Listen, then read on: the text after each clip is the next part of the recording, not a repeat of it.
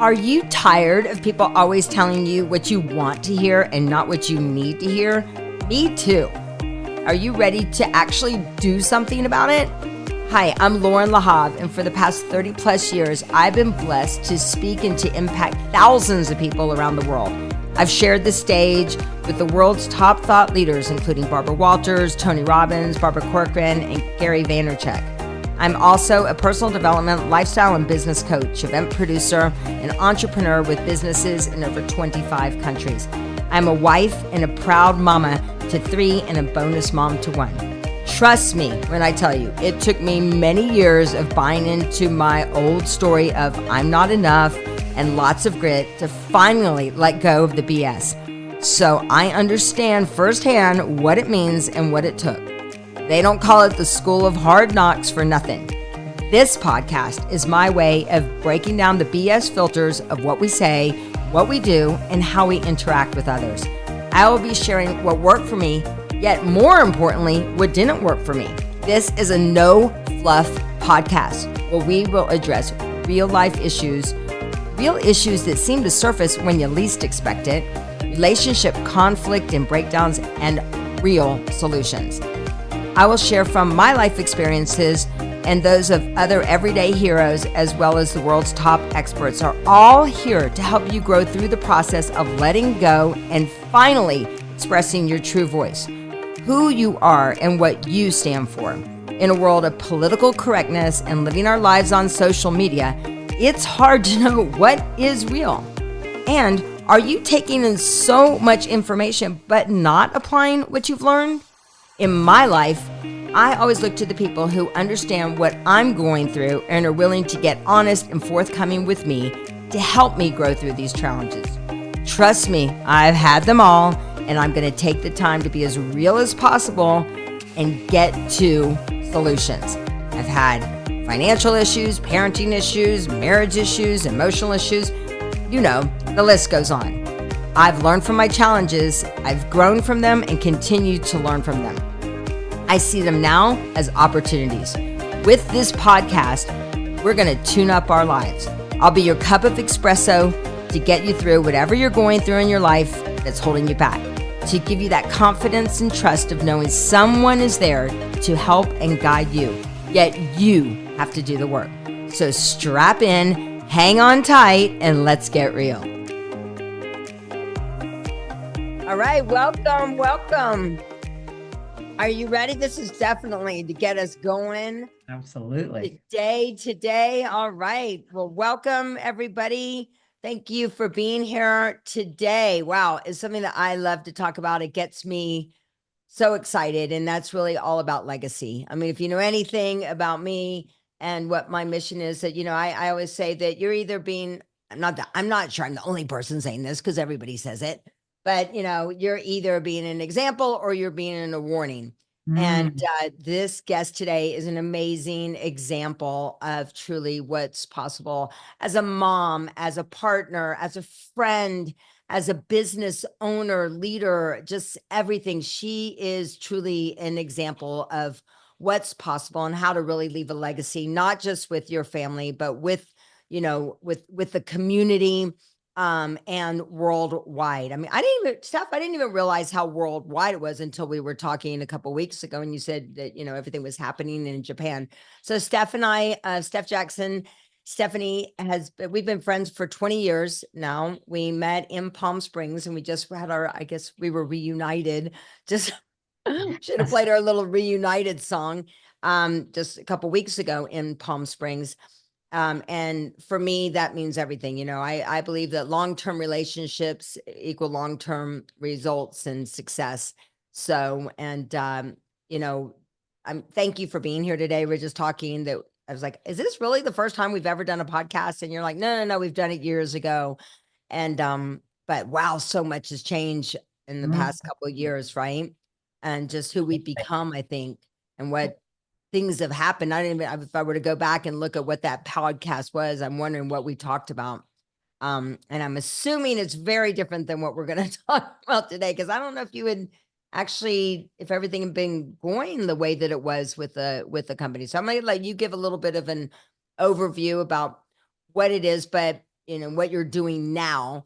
But let's talk about all of the changes that have happened in life. One, your daughter's graduated now from high school. Now she's in the real world. I think that's probably what's happened. She's been on many, many adventures. But let's talk about, you know, I would say taking over a legacy. You've taken over a family business that's been around for 70 years, and I'm sure it's been an amazing honor, but also had some challenges. So, my question to you is, what have been some of the lessons you've learned from stepping into this new role alongside of working with your two sisters? Because I know you're all very different as well. So first of all, thank you for being here. And I just want to dive in because I want to get here as much as I can because so much has happened of you leaving your legacy once again with the business, with your partner, with your community, and with your daughter. So let's get to all of those. Wonderful. Again, thank you, Loren. It's always wonderful to collaborate with you. So just to give a little background, the family business that Loren is speaking of is a company called Quick Lock. And like she said, it's been in our family for now 70 years. We're just celebrating its anniversary. And many of you would probably not know it by name, but you'll definitely know it by the product. And that is, in a very simple way, we have been the first manufacturing of this bag closure. It's a little square plastic closure at the end of your bread is the most recognizable place. It's called a Quick Lock, and my grandfather invented it in 1954. And my father then ran the company for 51 years, and then he passed about 10 years ago, where it was a chance or an opportunity for my sisters and I, who have never been in the business, to possibly take that over as a third generation and continue that legacy like you talked about. It was 2 years to really kind of think about, is it something that we can do? Again, not being in it. Can we add impact? Can we add value? We were all in our own separate lives, communities, families. And what would that look like? And so we met with other family businesses who were operating their family businesses from a governance level. They weren't working daily operations. And that would be what ours would look like. And again, about 9 years ago, we made the leap to continue the legacy of our family business. And all three of us sit on our company's board. One of my sisters is the chairman of the board. And we are very engaged owners from a governance level. And so that is the family business. Again, just a little background. So that's interesting. So when you talk about that, I love that when you went to other companies and you went to say, okay, who's been in this position? How did you find those people? Because I'm sure there's a lot of people actually that are in that position. And how did you know where did you find those people to take it on? I would say the first one was found for us. So my dad had no succession plan when he passed. So there was a quick interim CEO. And he really wanted, which I really thank him for, is he gave us like the thought, and I call it permission to, oh gosh, it actually makes me emotional, to actually think that we could not just sell it, but we could actually be leading and running it. And so he introduced us to a family company that they were in their 7th generation. Wow. Of running the family business. It was a bank, or is a bank. And so we got that first indication of like, oh, wow, this is what this could look like. And so he was the one that first introduced us. And then we then took those reins to talk to some other family businesses. So that's interesting. So what inspired you? Like, it sounds like they really planted vision in you. What happened that planted that vision to go, we could do this? Like, what was it? It just, because we were never brought in, and that just was the way it was. You just kind of accept that reality, and you accept like, oh, that's not for me. And it's so interesting in life when people, that's what's so just amazing, that we can all do this for lots of people. that one person opened up another frame, another thought of like, hey, have you ever thought of, you guys taking over and running it? And this is a way that it possibly could look like. And so again, it's like I call it permission because it's so interesting how you can just not give it to yourself sometimes, and someone Interesting. else, Well, you it's know, interesting for me to see who you've become. Like, I yeah. mean, I've always known you're a badass, like, and I've always respected you. I've always seen you as a really hard worker and a real commitment, whether it was your small business or your mom and your daughter and your sisters and all of those things. But, you know, how did it feel when you did give yourself permission? And how did you know, oh, actually, we can do this? Um, It was, well, it was twofold. I mean, scarier as, all events. I mean, just like, holy moly, that's like just jumping into, a lot of unknown, which really, can trigger oh my God, I don't know enough. How could I do this? um what's my background that could serve me to be even thinking I could do this. I mean, it just triggers all that not enoughness. um but I got to tell you, because I was doing it with my sisters, that really helped in it's not all on me. Like I even said to my sisters, if it was just me, I probably would not have said yes. But because I knew I had the linking arms with my sisters, and we all come with, like you said, we're very different. We come with all of our different strengths that really, in a holistic way, is a beautiful combination that bodes well for us to lead this company because we all have our lane of genius, as we like to say. So because I was doing it with them, that gave me a lot more certainty that I could do this. Well, and then I'm sorry, it's not the same questions I sent you in advance, Stephanie. I was started with one, but now here we just go. I think Shocker. that like as we go, me as we know, but it's beautiful because I mean, what have you learned about yourself? What have you learned that you didn't like? What's one of the biggest things you've learned about yourself? I have learned that I don't need to know all the answers to be able to lead something, advance and achieve something. You have been a great mentor and teacher of, what I've learned about myself is how to be resourceful. Yeah. That I definitely know how to ask questions. I definitely know how to ask for help. I have no ego in about like not knowing how to run a manufacturing company.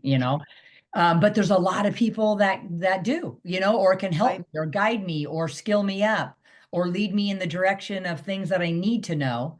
And then I've learned that I can hire for the areas that I don't need to know. Yeah. Yeah. I You love know? that. I love that you just said that you can be skilled up. And I think a lot of people, like you said, you don't have to have all of the answers. And and isn't it freeing? There's a part of us like, oh my God, I don't have to have all the answers. Now, the one beautiful thing that I'll say about you and your sisters, and once again, I don't know that much about the inside works of Quick Lock, but what you've done is how you've really taken an old product, someone might say, and really made it new by integrating a lot of your values into the company. Can you share a little bit about that? Because I think it's beautiful to watch. Absolutely. Thank you. I mean, that is where, again, as you know me, I'm only going to do something that I can put my heart and soul into. I don't do anything that is not with full intention and how can I make an impact and how can I add value. And so for us, my sisters and I, we got very clear that one, that we wanted to work together. And with that, it looks different for everybody. So we've given a lot of room for everybody to show up how they need to show up. And that's been a beautiful thing that I think that we've done, which allows everyone to come into, leading in their comfortable way. But the other thing is that values have to be attached. Again, we spend so much time, of our lives working, that I don't take that lightly. Like I want it to be attached to that it has purpose, that for us it has to be people focused. We are all about our people. What's the experience like? There's a quote that I try to live by, and I might not, say it the right way, but it's something like, is this whatever it is, this thing, this situation better that it passed by me? So, like anything that I am part of, that I've touched, that I'm, in part of, is it better because it's passed by me? And so I take that very seriously. Like, so, and so do my sisters. And so the values that we've taken a manufacturing company that is, predominantly just conservative in an old way of doing business. You typically show up, you punch your time clock, you do what is expected of you, you ask no questions, and you add no ideas. And bringing it to, where we are today, where we have obviously generations of employees that are entering into the workforce that, again, want to add their voice, want to be working for a company that has a vision that is standing for something more than just making the product. A lot of people are asking that their work experience have, their well-being thought of. So is it a work-life balance? Or, we provide really good employee benefits. We provide things like employee time off to volunteer, because volunteering and being part of our community is huge value of ours. So how do we walk the talk? We always have a volunteer exercise anytime we meet as a huge global company. And so again, we keep continually showing, right? That's, again, you talk about modeling and not just talking, modeling what's important to us. And so our values of taking care of the earth. We are a plastics company. And so we have a responsibility with the product that we're making. Plastic has a great value. It has great purpose. And it can be, the pendulum can swing that we've just produced too much of it. And so we have instigated into sustainable packaging. We really are doing deep dive in R&D, and we've come out with some sustainable products because the impact to our climate and our earth is, again, a value of ours. I love that. I'm taking so many notes. I love that. So is this better because it passed by me? I love, love, love that. It's I have a question. So the people that have been there, like you said, like they punched a clock, they just came in, that's all they knew, right? Mm-hmm. How have some of them grow? Do you have a great story about anyone that there's like, oh my God, I didn't know that, like I was actually a big part of this and you actually give a crap about me? Did some of them have some awakenings?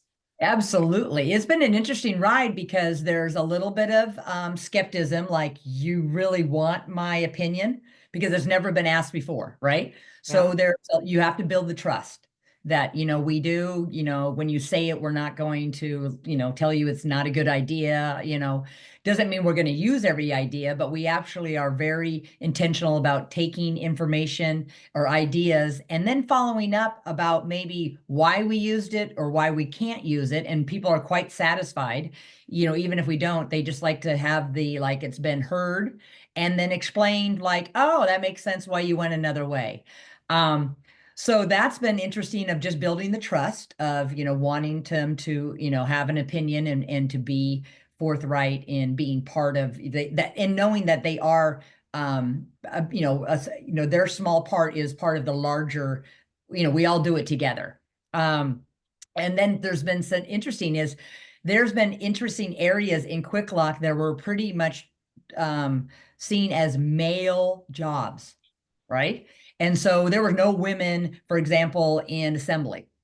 And all of a sudden, this woman that's been working for 18 years from us, we came in, and through our, us showing what we value, that trickles down through our leadership that's in our, there when we're not there, starts to ask people, well, what else do you want to do? Where else do you want to learn, skill up? Is there places and this woman said, I would love to be part of this department. That was never asked before, right? And she has been, she had to apply. and go through the processes. And now she's in a department that typically was male oriented and loving it and showing other females, of course, like you got to see it to be it, that we have upper mobility, we have horizontal mobility, we are open to that. We are asking you, how do you want to show up in our company, which has never been asked before. And like you said, like you love asking questions and you're great at asking questions. Sometimes people just need to be asked. Like, Exactly. what do you want? I've told you I went back and changed my shirt for you. It says girls can do, and on this side it says anything. But it makes me think one of my favorite places is in Louisiana, in New Orleans. There's the World War II Museum. I don't know if you've been there, and it talks about all of the women of that they did do so much manufacturing. They had to get in there and they had to build everything for Build the the jobs. war. Like they had to Yeah. build it, they had to leave and go do that. And I think that was such a beautiful time for women to go, hey, I don't have to just do this one thing, and that how capable we really are. But you were talking about the pivoting part of it. You've pivoted from having a small business to, this amazing global business. What's something that you've been able to have from your small business that you integrated here? Yes. That's again another thing that I've learned is a lot of my past experiences have set me up for this experience. And Yeah. we forget that, we can kind of discount that a lot because it doesn't look like I've never been in manufacturing. How could, what else is, but a lot of things I've done absolutely translate over. And so lots of change. When I owned a women's clothing store for 17 years, the climate of the retail industry, is volatile, and it changed over the years. I had to go through the housing, financial, downfall in 2008, and then through 9/11, where people, definitely just changed their buying habits for a while. And so all those different places, and Quick Lock now is in a phase of that, of the industry, the landscape's changing, technology's moving faster than it's ever had, regulations, obviously the beautiful ask to have sustainable products, but everybody wants a different material. So I just use things that I used before. So I asked myself 3 questions. I did this when I owned my clothing store, and we've done it here at our company. One of the questions is, what do I do well? Right. So I had to, like with my clothing company, when things were going, changing, it's like, what do I do well? And the same thing with our company at Quick Lock. What do we do well? So what do you do well, Stephanie? So at Quick Lock, for example, Sure. yeah. What we do well is we are a leader in innovating. That's where obviously we came from. We came from solving a problem. We provided a solution 70 years ago, and we are just of innovative minds in Quick Lock. We do that well. The second question, though, is what am I doing now that just isn't working anymore? Because where we have found out the confusion can be is, you're doing things like you've done nothing wrong, right? You've done nothing wrong. It's not like you're ignoring your business. You've done nothing wrong. You've done this certain way and it's really worked well until it doesn't work well anymore, right? Meaning that environment can change on you. And so you have to be aware of, like, what am I doing now that no fault of my own, but just isn't working anymore? Yeah. And for Quick Lock right now, it has been, we've prided on ourselves to be the solution for every customer. But right now, there is so much demand in so many different areas and fields that we can't be the answer for everybody. Right. That feels different for us because we have, prided ourselves on, being there for our customers. And so then we've had to ask us, what do we need to do differently? And for Quick Lock, what is one of the small things or one of the things that we need to do differently is we now need to be a company that leads our customers to their solution instead of being at trying to think of the word, they're telling us all what they need. And Yeah. You're we, helping them source the things that they need? Are you yeah, helping them yep, yep. source the things that they need? But we need to lead instead of our customers leading us, because Right. then we're just reacting. And Yeah. when you lead, you're responding. And so that's where we've had to kind of change, and we have to build that muscle. I That love that. I love those three questions because it can apply to everything, whether it's business, your relationship, your health, right? Like it really has to do with every part of your life. I love that. And I have to make sure that I edify you with that because that's a really beautiful thing. As we say, questions are the answers, right? Yeah, And when you start asking better questions, you start getting better answers, right? correct. Even if not the answers you want to hear, right? It's Well, especially during change, it's usually not, because change is about doing something different to get a different result, and that is scary. I mean, I'm in some personal stuff right now that I'm like, I I don't know how to be, or at least it feels to me, I don't know how to do this differently. I've only done it this way, and so I can see how it is. It can be very overwhelming. It's scary because it's unknown. Uh, Mhm. and so you have to just really like bring it down to the micro of what you can do like today. Yeah. I was just talking with somebody yesterday, actually in our breakout rooms, that were talking about sometimes when we get too macro, it's very overwhelming, right? Yeah. We have lots of things to do, right? And Yeah. all that, right? And so they reminded me of like, oh, one day at a time, 1 hour at a time, one project or one step at a time. Yep. Yep. I get it. It's funny because my go-to to get me to go back down the micro is Yep. I have post-it notes on my wall over there. And so Okay. it's every project, but there's a shitload of post-it notes under each one of them. But I'm like, okay, let me just focus on that one post-it note today. Not Yep. like I see it, it's a lot to deal with. But I just want to, I love those three questions. And and like you said, like there's gonna be times it's gonna be tough. Like even us, like we've gone through times, right? But I love if you come back to those three questions, right? Like what do we need to do differently? So let's go though into that of a mama, because I think that Mhm. applies as well. First of all, you and I don't know, I'm gonna cry now. I think you and I won the jackpot with our mamas, you know.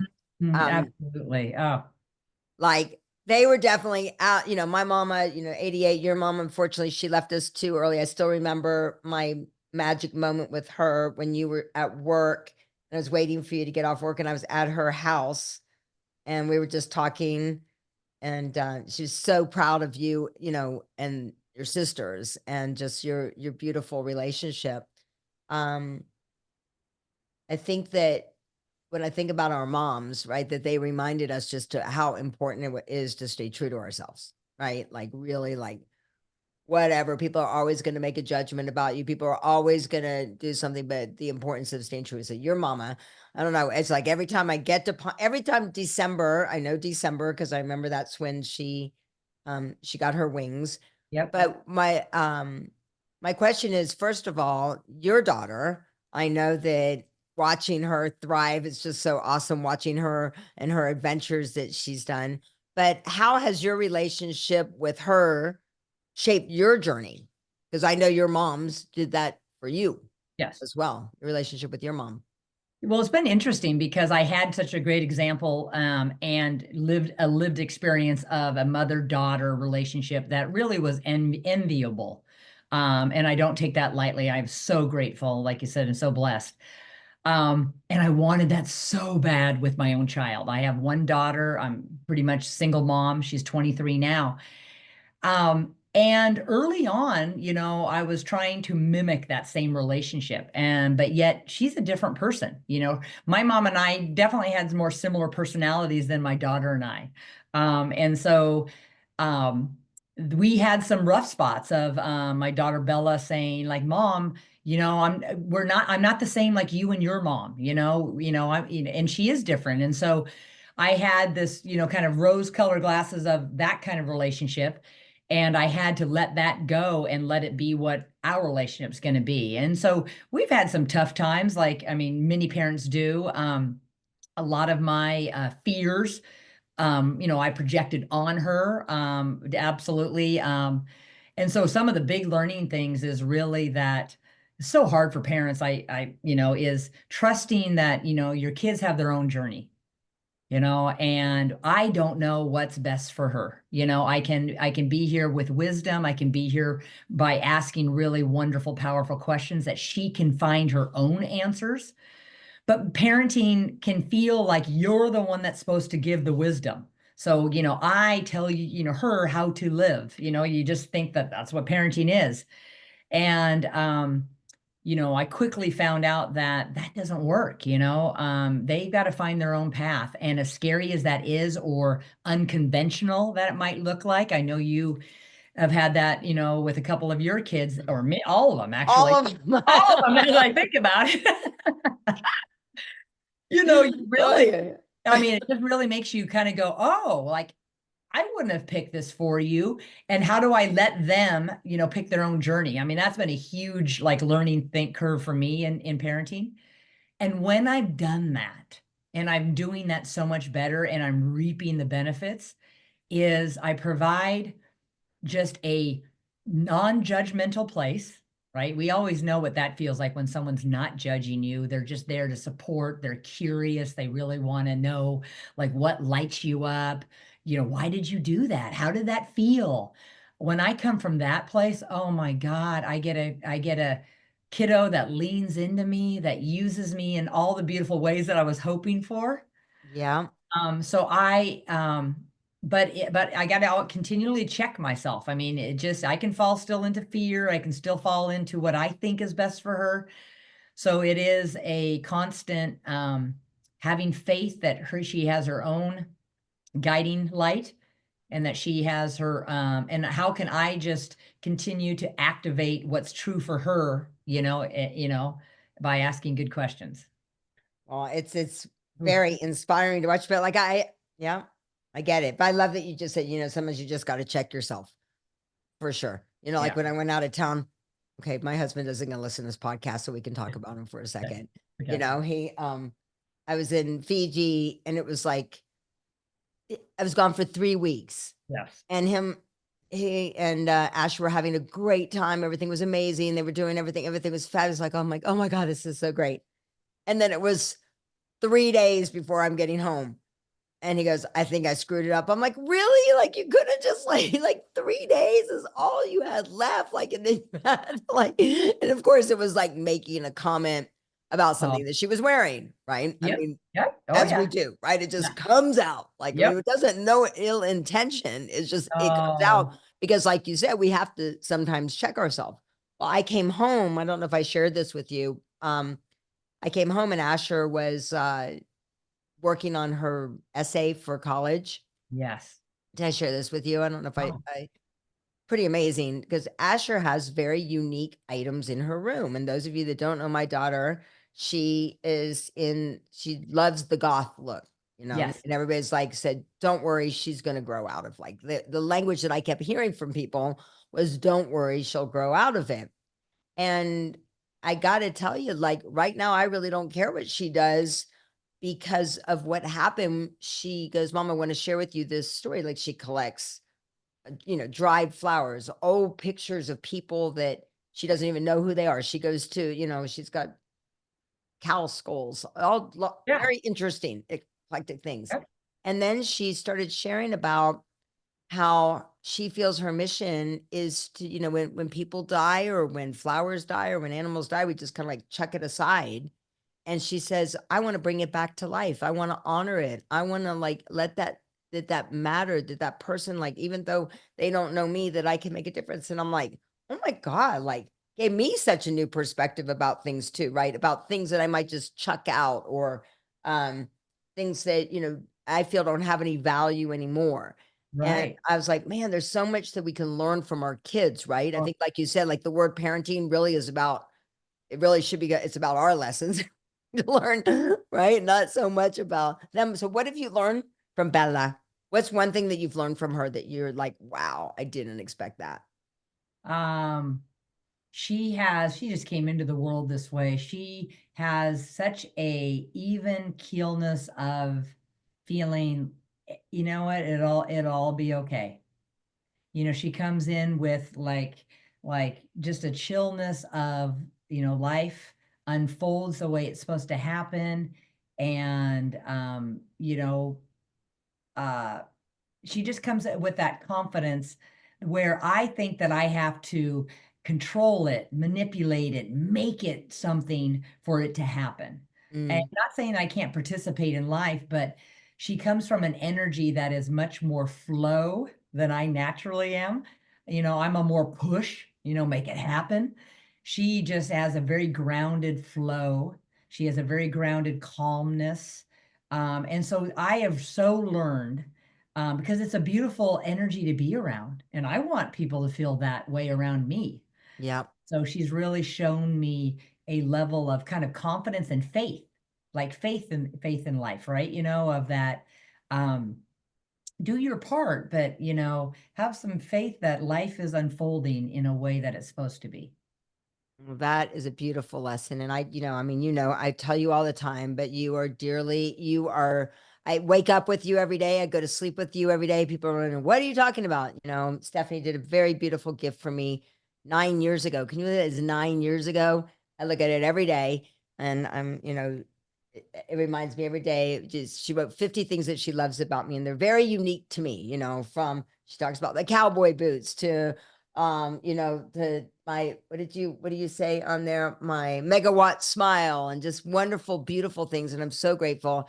And this is going to be airing the week of Thanksgiving. So next week. So I just want to thank you for that, for being Mhm. such a dear friend and just, always staying true to what matters most to you. So speaking of which, the final question, which I always ask is, what's one thing you do every day to stay true to yourself?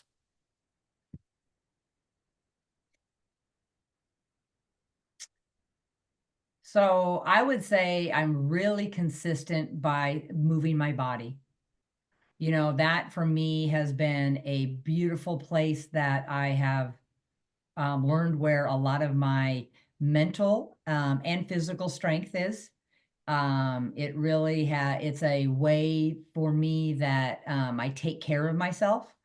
And it has gotten me through so many, beautiful places, hard places, sad places. But me using my body, and I feel so grateful that I have this body to use. That's something that I've been true to being, staying very consistent with that. Well, that is amazing. You're awesome. Thank you so much for being with us. And for Mhm. people that want to, I'm going to post a picture of her just so you guys in her quick lock dress. If you didn't know, at our, it was probably one of the best moments ever watching you try to get in that dress. Our dear friend Simone, she created this extraordinary dress made out of quick locks, and Stephanie wore it. And I don't know anybody that can wear a quick lock dress other than you, and you wore it pretty damn good. So thank you for being my friend. Thank you for everything. I don't know if there's anything you want people to, is there a way, are there any foundations or anything that you guys support that people can go to? Maybe any causes? Because I don't know if I don't think you're building your own website, are you? You don't have your own anything that you want people to know about? Is there any Yeah, no, I causes mean, you want people to know about that maybe well, they can? yeah, I mean, I would say that right now for us, especially, because we are in the food industry, of closing foods with our company, our family business, Quick Lock, we are really into food, security, food waste, working with a lot of food banks, organizations that are getting, food that would be thrown out, and that is in every community. And so, food security, food waste, is such a, does not need to be a huge problem. It's really a logistics problem. And so it's just getting food to people. And so that's just a passion of ours. And so, and again, during Thanksgiving, I mean, there's so many places to serve, there's so many places to give, to food banks, and to do that all year round, not just at the holidays. Yeah. But that's Yeah. that's a passion of mine. Awesome. And I don't know if you know this, but did you know that I worked for Gary Hart in 1987? And his whole passion, my big thing was I wanted to work on a presidential campaign. And I worked for Gary Hart in DC. And his whole thing was that he wanted to start, I mean, they wanted to because of the restaurants, all the laws behind the restaurants. But his whole thing was create something called SOS. And it was our society or whatever. And the goal, even though he got a lot of pushback, was to have restaurants give food to the homeless. So that was back in 1987. So like you said, Wow. unfortunately, it's been around for a long time, and we can all be the solution, right? So figure Yep. out what you can do and how you can support. So thanks, Steph. I love you. I Thank appreciate you. you. And have a beautiful, beautiful Thanksgiving. And you're definitely on the top of my list of people that, if I look here, you're at the very top here of my accountability buddies, my inner circle. So thank you so Absolutely. much for always being there. So love you. Have a Love great one. you. Thank you. Yes. How awesome was today? Make sure you subscribe to the podcast and invite your friends to join as well. I'm here for you with fabulous content, great guests, and lots of giveaways. To learn more of how I have taken what I've learned, applied it to my life, helped others find their true voice, text TRUE to 26786, which will give you my top tune-ups and a complimentary 15-minute discovery call with one of our coaches. And remember, keep in touch with me on Instagram at I am Loren Lahav, Facebook Loren Lahav Official, Clubhouse Loren Lahav. Make sure you text TRUE, TRUE, to 26786. Text TRUE, TRUE, to 26786. And remember to always stay true to the amazing person you are.